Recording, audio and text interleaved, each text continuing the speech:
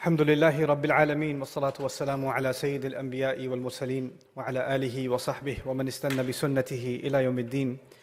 اللهم اجعلنا منهم ومن الذين آمنوا وعملوا الصالحات وتواصوا بالحق وتواصوا بالصبر آمين يا رب العالمين.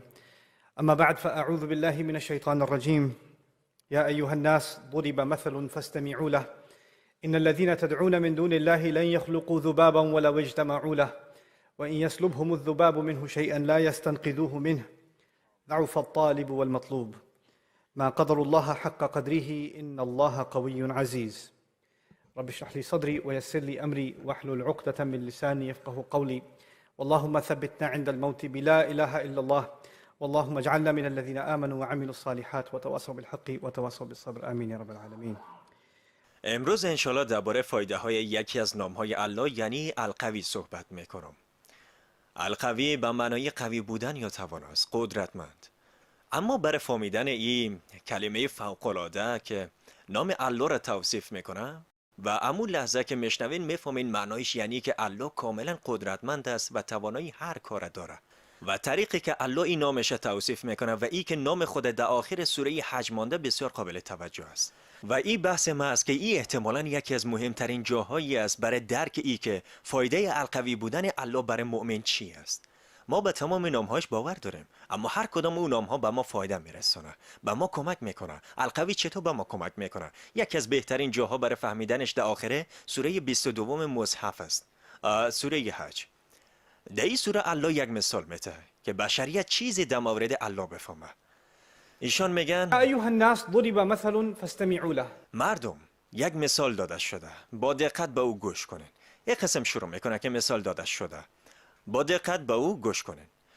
میفهمین معمولا میگه الله یک مثال داده، این بار گفته یک مثال داده شده به جای ذکر کردن خودش. پس او گوینده را از محاوره حذف کرده. یک نکته جانبی است، اما میخوایم که شما بفهمین. میبینین من حال پیشرویتان هستم و یک ظاهر خاص دارم، ریش دارم، کالای مقسم است و یک کوفی در سرم است و غیره. میتونن به من گوش کنن به چیزی که از قرآن قرائت میکنم و چیزی را که میگم، اما یک سناریو رو تصور کنن که شما منتظر هستین من بیایم و صحبت کنم، باز یک طفل 16 ساله اینجا بیایه و روی بازوش تتو داره، تیشرت و کاوبای پوشیده و یک کلاه پیک دارم در سرش است. حتی قبل از اینکه پشت مایک بیایه بعضی مردم از دروازه فرار میکنن، بعضی فکر میکنن آیا باید دوباره نماز بخونن؟ فهمیدین؟ بعضی مردم فکر میکنن یک نفر باید او رو بیرون کنه و او شروع به صحبت میکنه و بهترین سخنرانی میکنه که تا حال شنیدن. نقل قول میکنه، گپ میزنه و چیزایی را یاد میکنه که تصور نمیتونن و تا حال اوق قدرتمند نشنیدن. حال کسایی از شما که با او میبینین زمان سخت برای فهمیدن ای داشتن که چی میگه، چون پیش خود میگین این چرا گپ میزنه. اما کسی را در یک جای دیگه تصور کنین، در بیرون، چون میکروفون در بیرون هم صدایش میره و اونا فقط صدا را میشنون. بعد مردم داخل میگن استغفر الله استغفر الله، اما مردم بیرون چی میگن؟ ماشاءالله ماشاءالله. دلیل گفتن این مثالی است که قبل از اینکه قضاوت کنیم چی گفته شده؟ انسان ها به جایش چی را قضاوت میکنن؟ ظاهره. ما اوق روی ظاهر توجه میکنیم که او حقیقت گفته شده را فراموش میکنیم. پس ما مغرور میشیم و میگیم هر چیزی که این شخص میگه ارزش شنیدن نداره، یا هر چیزی که این شخص میگه بسیار زیاد ارزش داره که بشنویم، فقط به خاطر ظاهرشون.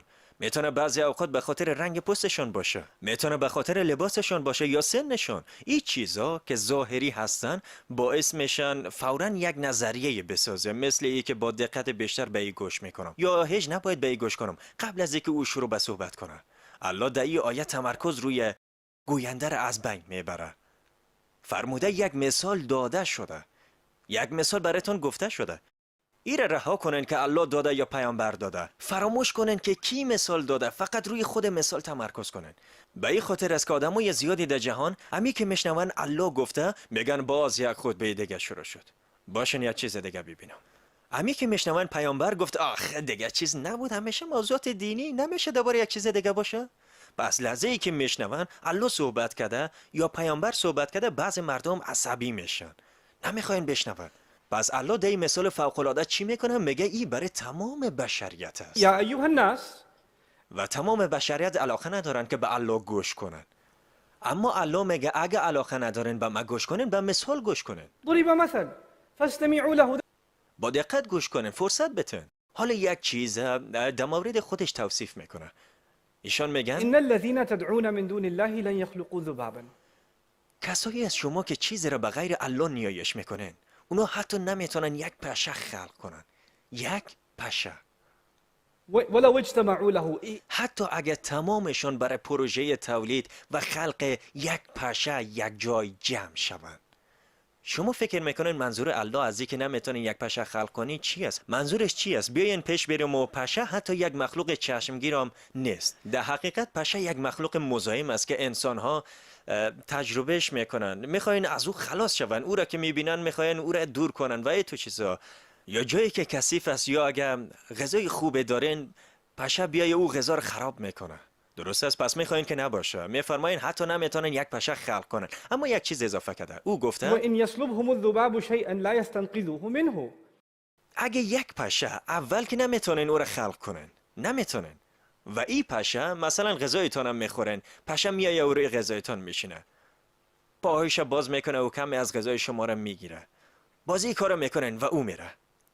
الله میگه اگه یک پشه بیایه و یک مقداری از غذا را بگیره، اگه تمام بشریت با هم یک جای شون نمیتونن او تکه غذا را پس بگیرن. این چیزی است که الله گفته. لا ينقذوه منه. نمیتونن غذا را نجات بدن. نمیتونن غذا را نجات بدن. حالا تصور کنین بعضی انسان ها ضعیف هستن، بعضی انسان ها قوی هستن، بعضی انسان ها فقیر هستن و بعضی انسان ها پولدار، بعضی انسان ها به قدرت هستن، حتی خانه ای ندارن، و بعضی انسان های دیگه هستن که قدرت پرتاب بمب اتم دارن.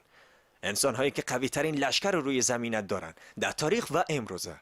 پس اگه فرعون که بزرگترین لشکر در روی زمین داشت، در خانه میشیشت و برگر میخورد و یک پشه میامد و با پادشاه به احترامی میکرد. تصور کنین یک نفر با پادشاه بگه هی برگرت خوشم آمد، کمی از کچاپت مزه کنم؟ میمرد. اما یک پشه چی میکنه؟ کم از غذایش میگیره و فرعون بسیار عصبانی میشد. میگفت ای پشه چه قسم جرأت کرد، غذا را میخوایم، هیچ کس نمیتونه از ما بگیره. حتی اگه او پشه را میگرفتن باز چی میکردن؟ نمیتونستن او غذا را بگیرن. حال الله در این آیه فوق العاده یک چیز دیگر هم نشان میده. مردم در گذشته بت پرستش میکردن، نه؟ وقتی بت پرستش میکردن، دینای زیادی که بت پرست بودن باز برای بت‌ها غذا می آوردن. برش گوشت می آوردن، عسل و چاکلت و آیس کریم، هر چیزی که می آوردن پیش رویش می ماندن و عبادت خودم میکردن. معمولا این معابد دروازه هایشان باز بود. بت اونجا بود و غذا پیش رویشان. حدس بزنین چی می آمد؟ پشه ها پیدا می شدن و مجسمه کلانی از خدایشان که او را میپرستن روی بینی مجسمه میشینه و میگه هی میخوایم از برگرت بخورم، اجازه است؟ باز میره و غذایش مزه میکنه و پرواز میکنه. و خدای اونا به قدرت است که دفاع کنه.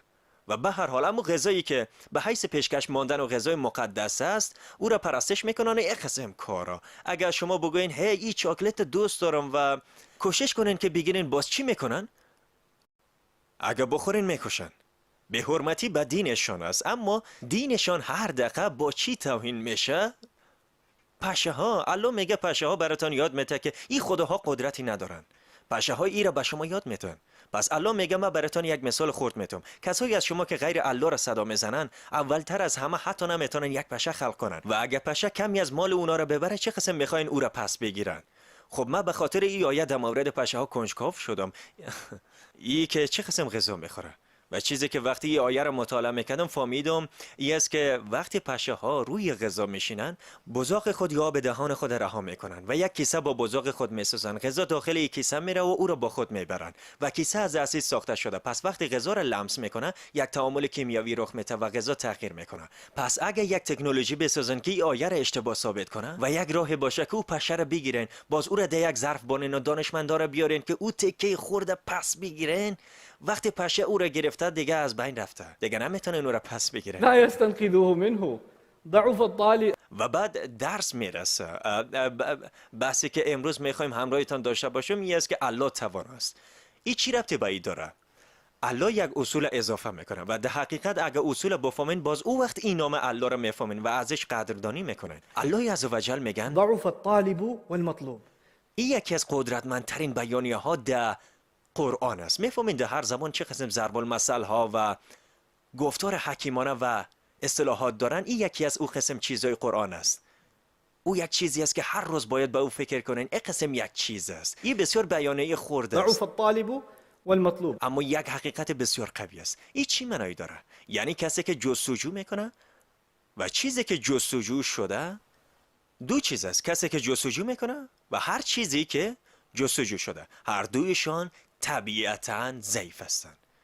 جستجو کننده ضعیف است و هر چیزی که جستجو میشه هم ضعیف است. حالا به جستجو کننده و جستجو شونده فکر کنیم.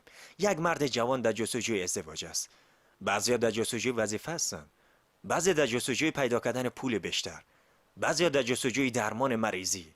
بعضی در جستجوی جبران قرضداری خود هستند و بعضیا در جستجوی حل مشکلات خانوادگی. هر کس در جستجوی چیزی هستند و هر کس یک چیز در زندگی خود کم داره و اساساً دو چیز است که دنبالشان دویده میشه. اولی که شما پشت چیز خوبی میدوین که هنوز ندارین، دریوری میکنن، یک خانه زیبا رو میبینین، میگن یک روز حتما از من میشی. یا یک موتر بسیار دوست داری و میگی من واقعا اون موتر میخوایم و حسابت چک میکنه که به اندازه کافی پول نداری 12 سال دیگه بخیر. بالاخره فهمیدین؟ از پشتت میایم. فهمیدین؟ تمام انسان ها میل یک چیزی را دارن که هنوز صاحبش نشدن و او را میخواین. یک قسم جستجو است و نوع جستجویی است که ما مشکل داریم. یک چیز در زندگی خود کم داریم، یا مشکلی یا ناراحتی یا مسائل خانوادگی یا آرامش نداشتن یا هر مشکلی و ما در جستجوی رهایی هستیم. فرق نداره که چیز خوبی را اضافه کنیم یا یک چیز بعد از بین ببریم. انسان ها در زندگی خود در جستجوی همین چیزا هستن، میتونست و الله میگه تو به خاطر که همیشه در جستجوی چیزی هستی ضعیف هستی. در جستجوی پول هستی ضعیفی. پشت آرامش هستی ضعیف هستی. آسودگی میخوای ضعیف هستی. امنیت میخوای ضعیف هستی.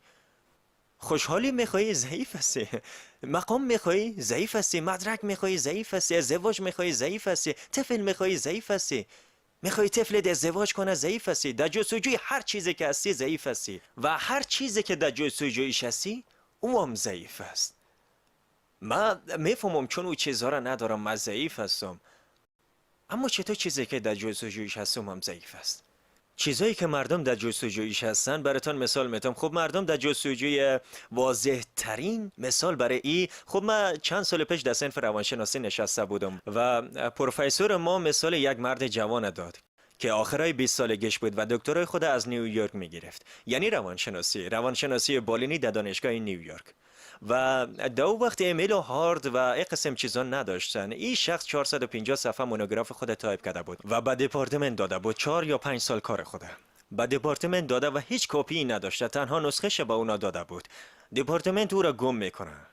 5 سال کارش از دست میره و این تا اواسط 1990 این شخص حال پیرتر شده بوده. اطراف ساختمان دانشگاه میگشته و به مردم میگفته اینجا درس نخونن، اینجا کارای شما رو میدزدن، زندگی شما رو از بین میبرن. اینجا درس نخونن، اینا کلاهبردار هستن. همین که میدید مردم ورقهایشان در دستشون است، میگفت که به دانشگاه نتین، او را گم میکنن. هر چند هفته یک بار مجبور میشدن او را به بخش روانی ببرن. باز آزاد میکردن و پس میآمد و دور ساختمان میگشت. این یک مطالعه موردی بود. وقتی ایران میخوندم و در موردش در صنف بحث میکردیم، میگفتم سبحان الله. ضعف الطالب والمطلوب. این مرد برای او سالها بزرگترین چیز در ذهنش چی بوده؟ او مدرک. برای این کار میکنم، این را میخوایم. وقتی این را داشته باشم موفق میشم. این لقب می داشته باشم، میتونم ثمر لقب خود به دست بیارم. تمام زحمتایم بالاخره معنا پیدا میکنه. و او بسیار پشت این یک چیز ضعیف بود. هیچ چیز براش مهم نبود و وقتی او از بین رفت، چون او چیزی که جستجویش میکنی بسیار قوی نیست، محو میشه و وقتی محو شد باز تو چی میشی؟ فرو میریزی. باز الله برای ما چیزی یاد میده. ما واقعا ضعیف هستیم چون پشت چیزایی که میدویم چی هستن؟ ضعیف. ما فکر میکنیم که ما رو قدرتمند میکنن. ما فکر میکنیم که داشتن او یک قسم به ما رسمیت میده یا ما رو امن‌تر میسازه. با پول بیشتر خوش میشیم. اگه این مشکل ما حل شود باز کل چیز کامل میشه. کل چیز. اگه صاحب او خانه شویم ما در آپارتمان زندگی میکنیم و اجاره و پول میتیم. اگه صاحب او خانه شویم کل چیز خوب میشه. باز به او خانه میرن، مالیات خانه میآید، چاه حمام کار نمیکنه، آشپزخانه خراب میشه، پایه های خانه سست است، دیوار ترک میخوره، کپک میزنه، همسایه ها شما رو دیوانه میکنه، کلکین میشکنه. تمام این مشکلات پیدا میشه و چیزی که شما فکر میکردین تمام مشکلاتتون حل میکنه، یک مشکل بعد از مشکل دیگه براتون ساخته میشه. ما پشت چیزایی میدویم که چی هستن؟ ضعیف. و هر بار ثابت میکنه که ما چقدر ضعیف هستیم. شما مداوم فکر میکنین اگه ایراد داشته باشم باز خوب میشم. اگه فقط این مشکل حل شوه، این شخصی که زندگیم خراب کرده اگه با بس تصادم کنه زندگیم بسیار خوب میشه. فهمیدین؟ هر بار بس میبینم دعا میکنم و خود میگم اگه بعضی اشخاص حذف میشدن یا اگه بعضی مشکلات از زندگی ما حذف میشدن باز کل چیز عالی میشد. یا اگه این ناراحتی از بین میرفت باز کل چیز عالی میشد. فهمیدین؟ اگه مردم تغییر میکردن، اگه موقعیت ما تغییر میکرد، اگه محیط ما تغییر میکرد، ما فکر میکنیم که کل چیز تغییر کنه، باز ما خوش میشیم و کل چیز عالی میشه. بعد دیگه ضرور نیست که ضعیف باشم. ما در تحلیل کردن گرفتار شدیم و الله عزوجل شرم میته. میفهمین چقدر ضعیف هستین؟ از یک پشه ضعیفتر هستین، از پشه ضعیفتر هستین. ضعف الطالب والمطلوب. و وقتی الله شرم میته که چی قسم ذاتن و به صورت فوق‌العاده ضعیف هستم، در مورد چیزایی فکر کنین که هر روز به ذهنتون میآید، چیزای مختلف در ذهن خود دارین هر روز. میفهمین ما روزه میگیریم، نماز میخوانیم و الحمدلله میخوایم در وقت نماز تمرکز کنیم. اما به غیر از این در ذهنتان چی است؟ درباره چی تشویش دارن؟ به چی فکر میکنن؟ چی به صورت مداوم از ذهنتان تر میشه؟ همیشه آرزو میکنن چی داشته باشن یا آرزو میکنن که دیگه نداشته باشن؟ برای بعضیا مریضی است، برای بعضیا هم افسردگی و ناراحتی است. اگه اونا همراه من خوش میبودن من خوب میشدم. بعضیا میخواین دیگرها رو خوش بسازن. اگه پدرم به من افتخار میکرد ما هم خوشحال میبودم، کل چیز خوب میشد. اما پدرت یک انسان است. اگه یک روز افتخار کنه روز بعد زندگی تغییر میکنه، باز او وقت چی میکنی؟ باز کجا استاد میشی؟ پس ما و شما پشت این چیزا میدویم که احساس میکنیم ما رو خوش میسازد. در آیه بعدی الله عزوجل میفرمایند ما قدر الله حق قدره. اونا به الله ارزش قائل نشدن قسمی که لایق بود. ان الله قوی عزیز. بدون شک الله قوی است، شما ضعیف هستین. الله متعال قوی است. باز میگه شما به الله قوی که لایقش بود ارزش قائل نشدین. میفهمین با ما چی میگن؟ با ما و شما میگن شما پشت چیزایی میدوین، پشت مردم میدوین، پشت هر چیز در دنیا میدوین. هر چیزی که به ذهنتان بیای از پشتش میدوین. هر کدام او چیزا از بین خواهد رفت. هر کدام از او چیزا ضعیف هستن و به می خاطر شما ضعیف هستین. به می خاطر از غم و ناراحتی و از فقدان رنج میبره. اما چی وقت یک بار برای همیشه که تنها چیزی که شما بیشتر از هر چیز دیگه در جستجویش هستین ای باشه که رب بتونه خوشحال بسازین.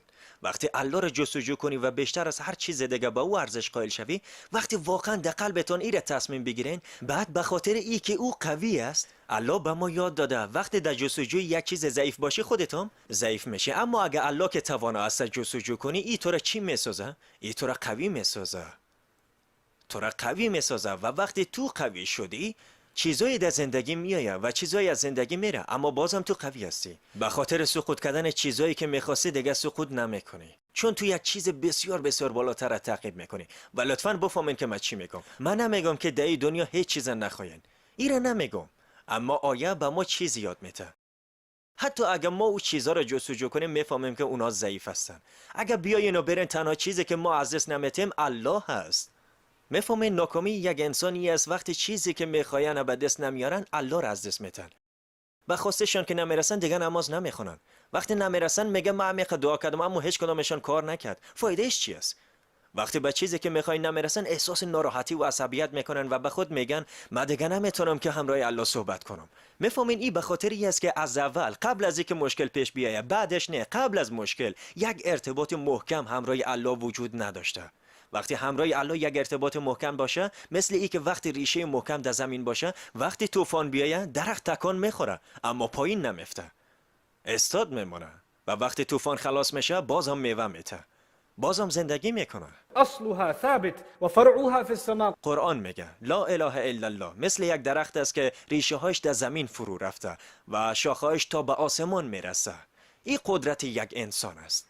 براتون یک مثال واقعا قدرتمند از این قدرت میتونم. این قدرت داخلی ما، این قدرت با چیزهای زیاد یکجا میکنیم و این داستانی است که من سالها پیش گفتم اما تا هنوزم تحت تاثیرش هستم. من یک خانواده را در ایالت نیو اورلند میشناختم در امریکا و این خانواده پولدار بودن و نمایندگی های معتبر داشتن.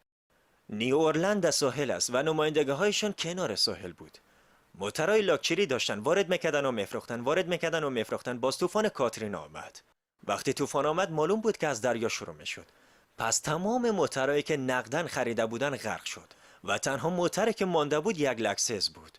یادم میاد که یک لکسس داشتن، اما تو یک چیز بود که با او فرار کردن. تمام خانواده با یک موتر فرار کردن. بعد از اینکه طوفان تمام شد و شهر دوباره باز شد، من خواستم که بازم اون خانواده را ببینم. تمام خانواده، تمام اعضاش واقعا تقریبا 1/4 میلیون ماهانه به دست می آوردن. این درآمدشان بود و حال دو لکسس پیتزا تحویل میدادن. او خانواده ای کار میکردن. یک شخص دیگه اونا رو استخدام کرده بود. مادر و پدر در پشت لکسس پیتزا میپختن و پسرشان میرفت و پیتزا رو تحویل میداد با همون لکسس. و وقتی ای را دیدم تصور میتونین یک شخص دیگه ای قسم شوه، 1 میلیونر از اون مقامش به هیچ برسه؟ میفهمین چی میشه؟ اونا یک قوطی تابلت میگیرن و خود خلاص میکنن، چون چیزی که اونا داشتن چیزی بود که اونا رو قوی میساخت. وقتی اونا رو از دست داد دیگه نمیتونن این کار رو تحمل کنن، دیگه نمیتونم این قسم ضرر رو تحمل کنم. فهمیدین؟ اما این خانواده وقتی اونا رو دیدم هر کدامشون بسیار آرام بودن، آرامش داشتن. و پدرشون پیرتر بود و با خود گفتم اگه در او سن این قسم ضرر ببینی شاید سکته قلبی کنه، فشارش بالا بره، یک چیزیه. اما او کاملا ریلکس بود و من ازش پرسیدم که چه قسم؟ حتی سوال من خلاص نکرده بودم، پرسیدم چه قسم و او لبخند زد، چون میفهمه چی میخوایم بپرسم. گفت میفهمی قبلا وقتی تجارت خوب بود من همیشه با تلفن مصرف بودم، محمول رسید، پیسه ناوقت میرسه، موتر تحویل داده شد، مشتری خوش است، مالیات داده شد، مشکلات کارمندا، این مشکل اون مشکل، و به زحمت به نماز جمعه میرسیدم، به زحمت. حاله هنوزم غذا روی میز است، هنوزم یک سقف بالای سر ماست، اما میتونم به مسجد برم و با آرامش نماز بخونم. و من صبحها بیدار میشم و ضرور نیست به هر چیز فکر کنم، فقط به ربم فکر میکنم و شکر میکنم. در حقیقت من تو احساس میکنم که قبل از تمام شدن زندگیم الله خواسته که با رحمت زندگیم ساده شود. این چیزی بود که پدر گفت. یک انسان نرمال ایره نمیگه. اگه ایره به یک تاجر دیگه بگوی میگه این شخص عقل خود از دست داده، واقعا آسیب دیده و اون منطق خود از دست داده. کوشش میکنه ایره برای خود منطقی بسازه و میخواد خود آرام بسازه. اما براتون میگم وقتی این اتفاق افتاد یک شخص فهمید چیزایی که پشتش میدویم ضعیف هستن و فقط الله قوی است. این فقط در مورد پول نیست. براتون مثال پول دادم. برای بعضیا یک شخص است. از پشت تایید کسی میدوین یا ای که به کسی میچسبین. مثلا اگه او شخص نباشه شما میمیرین. میفهمین یک وابستگی ناسالم به دیگرها است. حتی رسول الله صلی الله علیه و سلم برای ما میگه احبب حبیبک هونا ما. به یک اندازه عزیزتان دوست داشته باشین، به یک اندازه، چون بیشتر از او فقط برای الله عزوجل است، نه؟ اما وقتی مردم کسی را دوست دارن و به کسی وابسته میشن فقط اونا را میخواین و هیچ چیز برایشان مهم نیست. باز حتی حاضر میشن چیزایی که الله حرام گفته را زیر پای کنن، چون او را دوست دارن، او را میخواین، فقط همین را میخواین. این کارا به خاطر پدرشان میکنن یا مادرشان، بعضی اوقات برای همسرشان، بعضی اوقات برای یک دوست، حتی بعضی اوقات این را به خاطر یک رابطه غیر شرعی میکنن. مهم نیست، فقط میخوایم با این شخص باشم، هرچی میشه را قبول دارم. و او کسایی که از پشتشان میدوین که وابسته اونا هستن، اونام ضعیف هستن و شما را ضعیف میسازن. پس وقتی اونا میرن شما سقوط میکنین. فهمیدین؟ چه قسم رسول الله صلی الله علیه و سلم به مادر ما خدیجه رضی الله تعالی عنهما وابسته بود. چقدر بعد از مرگ خدیجه ویران شده بودن، اما اونا یک چیز بسیار قوی تر داشتن، نه؟ او الله عزوجل داشت و ادامه داد. چقدر به خاطر فقدان هایی که برشان پیش آمد ویران شده بودن، اما بازم ادامه داد، چون او از کسی که صاحب تمام قدرت از قدرت میگرفت. پس ما و شما باید این را در مورد الله عزوجل پیدا کنیم. باید خود ما را بشناسیم که به معنای واقعی کلمه ضعیف هستیم. ما توانایی مقابله با فقدان نداریم. ما قادر به یافتن خوشحالی واقعی و همیشگی نیستیم. وقتی چیزی داشته باشیم توانایی نداریم. فقط الله عزوجل میتونه این را به ما یاد بده. معمولا من در 15 الی 20 دقیقه گپای ما خلاص میکنم. اگر چند دقیقه دیگه وقت بتین چیزی را در مورد این آیات تمام میکنم که مرتبط هستن و فکر میکنم که فایده میبرین ان شاء الله تعالی. پس همراه باشین. کسایی که میخواین فرار کنن به آرامی عقب برن، من متوجه نمیشم، با کسی هم نمیگم. درست است؟ پس براتون یک مثال دیوانه‌وار میتونم تا بهتر بفهمین. باز به آیه برمیگردیم. خب تصور کنین که وظیفه پیدا نمیتونین، پشت وظیفه هستین، مداوم خلاص سوانه‌تان روان میکنن و هیچ کسی به شما زنگ نمیزنه. و شما هم هیچ مهارت خاصی یاد ندارین. مثلا میتونین با گوگل کار کنین، سوانهتان چیز خاصی نداره، فهمیدین؟ با اینترنت کار میتونین. من فیسبوک یاد دارم یا یک قسم چیزها یاد دارم. باز یک تماس میای از یک شرکت تکنولوژی و برای یک مصاحبه شما را میخواین. شما در اون مصاحبه میشینین و میفهمین که این وظیفه برای یک برنامه نویس است و شما برنامه نویسی بود المشرقین است، مثلی که به اندازه یک جهان فاصله داره از شما. باز فکر میکنین چرا از اینجا با ما تماس گرفتن؟ پشت میز شیشتین و منتظر هستن که بیاین و مصاحبه کنن. او داخل میایه، ورقای زیادی داره و شروع میکنه میگه بله ما 12 تا 20 سال سابقه کاری نیاز داریم و شما باید زبان برنامه نویسی رو بفهمین و ای رو بفهمین و اگه تجربه مدیریت داشته باشین هم خوب است و او هم قسم لیست شرایط میخوانه و شما گوش میکنین و میخوای مرا شرمنده کنه؟ امکان داره از او کلکین فرار کنم بدون اینکه او بفهمه؟ با یک سوانه اشتباه میبینه یک شخص همنام ما وجود داره و اشتباهاً به ما زنگ زدن. شما خود واجد شرایط نمیبینین، نمیتونست و فکر میکنه چه قسم امکان داره ما قبول شوم؟ برای من نیست، ما برای این وظیفه مناسب نیستم. الله متعال در قرآن میگه وجاهدوا فی الله حق جهاده. در کوشش بهترین سعیتون کنن برای هیچ کسی جز الله، قسمی که کوشش لایق الله باشه. حالی غیر ممکن است. این چیزی است که به او کار غیر ممکن میگن. کسی الله را طور عبادت میکنه که لایق الله باشه، الله را قسم شکر میکنه که لایق الله باشه، کسی الله را طور یاد میکنه که لایق الله باشه، غیر ممکن است. کسی او تو تلاش میکنه که الله را خوش بسازه طوری که الله لایقش باشه. ما هیچ نمیتونیم به چیزی که لایق الله است برسیم. وقتی در این آیه به ما وظیفه میده، او وظیفه به ما میده که کاملا ما و شما واجد او شرایط نیستیم. فهمیدین؟ درست است؟ مثل او کسی که در مصاحبه میگفت این برای من غیر ممکن است. باز مصاحبه کننده دروش میبینه و میگه تبریک میگم شما قبول شدن. وقتی میگه وظیفه رو گرفتین شما مطمئن هستی؟ چرا؟ حتی خودت من نمیتونم این کارو کنم. هیچ کدام اینا رو نمیفهمم. من برای این وظیفه مناسب نیستم. مطمئن هستم منظورتان کسایی است که از من بهتر هستن و بیشتر مسلمان ها دقیقاً این رفتارت دارن. الله میخواد من کوشش کنم اما از من که مسلمان های بهتری هستن. من نمیتونم. من یک مورد خاص هستم که در این بحث کوشش کردن جور نمیایم. مسلمان های بسیار قوی تری است. من نیستم. و الله میگه هو اجتباکم. او شما را نسبت به شرایطتان انتخاب میکنه. این کلمه اجتبا همی است. الله شما را چون مناسب هستن انتخاب میکنه، مرد یا زن. به خاطر کوشش انتخاب میکنه. چی؟ من واجد شرایط نیستم، نمیفهمم.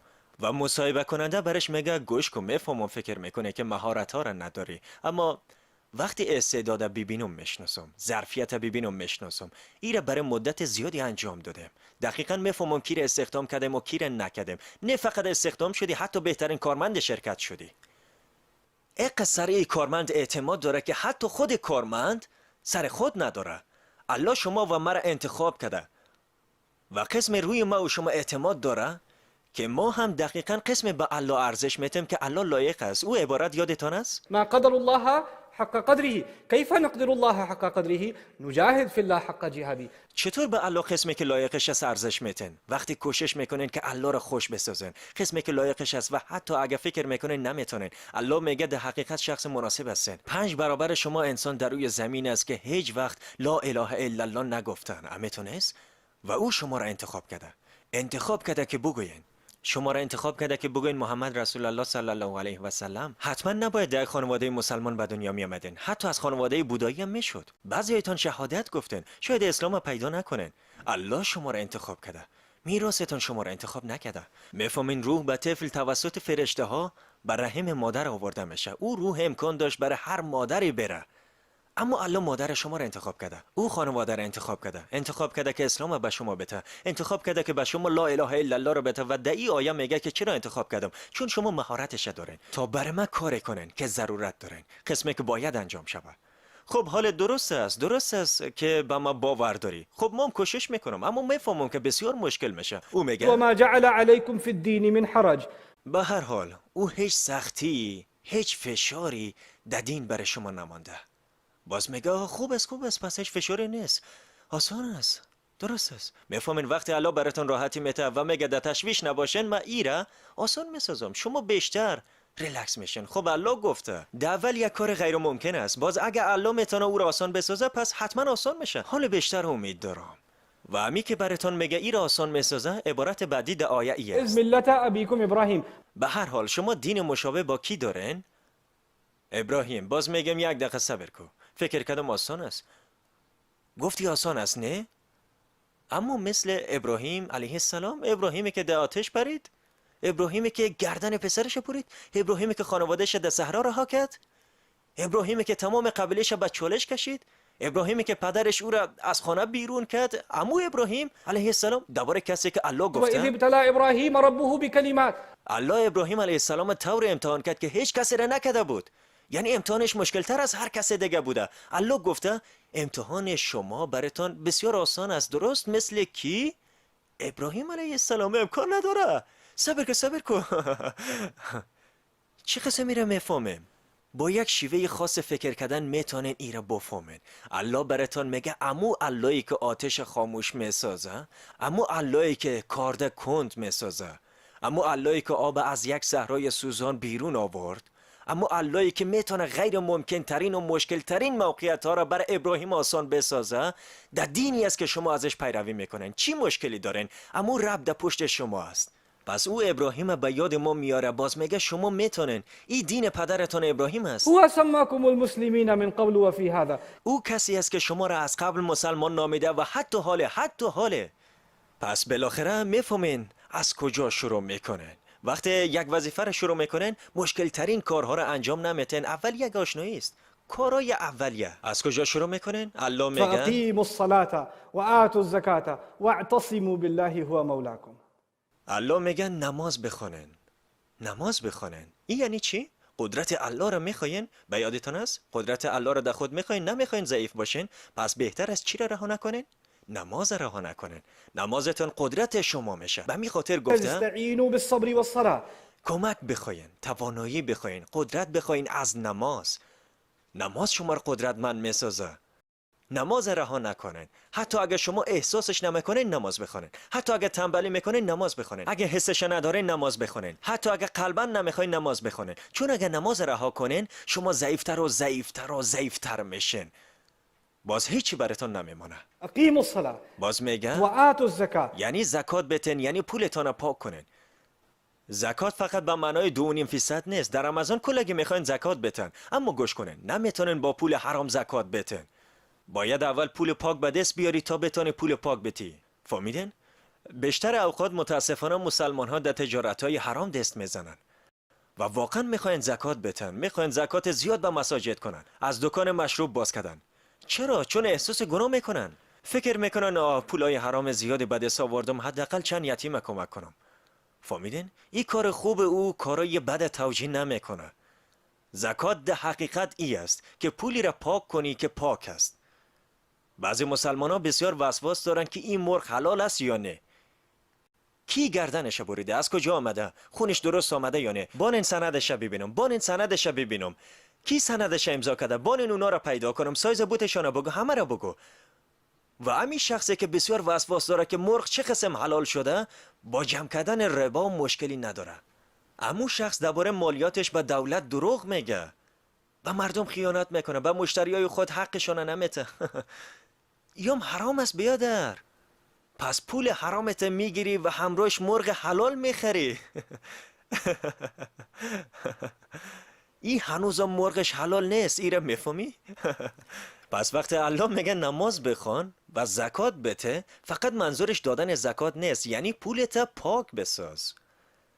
تمام مسئله های مالیت پاک بساز. این نقطه شروع است. وقتی تانستی این دو چیز انجام بدی، واعتصموا بالله. بس به الله تمسک بجو. به خاطر زندگیتون به الله بچسبید. اعتصام یعنی چسبیدن برای زندگی. اعتصام یعنی وقتی کسی از کشتی میفته و طوفان است و او از زنجیر کشتی خود گرفته، از لنگر، چون اگه او را رها کنه غرق میشه. این اعتصام است. پس به خاطر زندگیتون به الله بچسبید.